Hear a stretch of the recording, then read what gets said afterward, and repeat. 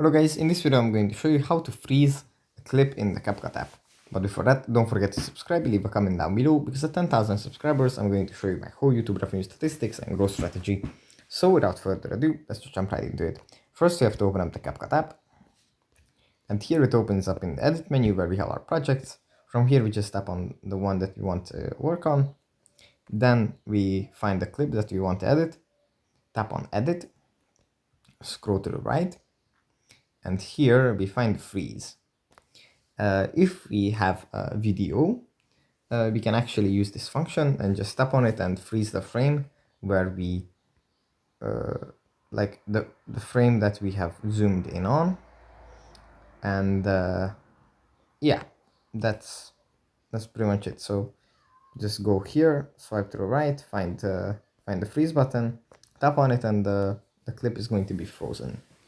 So yeah, that's pretty much it for this video. Hope that's helpful for you guys, and I'll see you in the next one.